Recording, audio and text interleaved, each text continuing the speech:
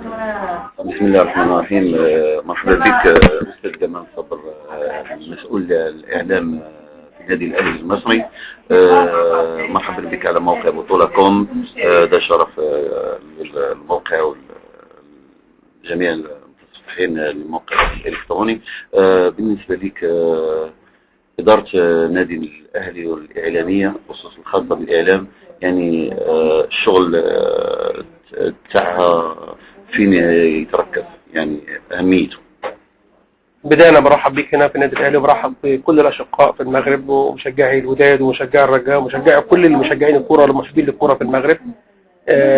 أنا ببص إن المباراة دي أصلا بين الأهلي والوداد اللي هتكون إن شاء الله في بطولة افتتاح دوري المجموعات في دور الثمانية. هتكون مباراة ترجمة للعلاقة الحقيقية المتميزة بين كل الأشقاء العرب خاصة مصر والمغرب. دي بداية قبل ما أجاوب حضرتك على السؤال الرئيسي. بتكلمني حضرتك عن دور إدارة الإعلام في النادي الأهلي. إدارة الإعلام في النادي الأهلي ليها دور حيوي في مسيرة النادي الأهلي.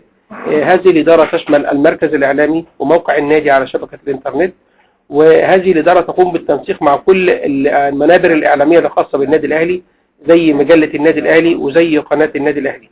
كل منبر إعلامي في النادي الأهلي له دور، ولكن لابد أن يتفق في النهاية مع السياسة الإعلامية التي يقرها النادي الأهلي والتي تخدم على مصلحته العامة. دور إدارة الإعلام غير تنسيق العلاقات الإعلامية مع كل الوفود العربية والإفريقية والأجنبية هنا في مصر. لها دور أكثر في تغطية أنشطة النادي مع قطاعاته المختلفة. هناك زملاء أفاضل موجودين في إدارة الإعلام، الناس على مستوى متميز من الكفاءة والقدرات الإعلامية، مكلفين بتغطية قطاعات النادي وإرسال نشرة يومية شاملة كل الأخبار الخاصة بفرق الرياضية الخاصة بالنادي والناحية الإدارية لكل وسائل الإعلام المصرية، سواء كان مواقع إلكترونية أو صحافة مكتوبة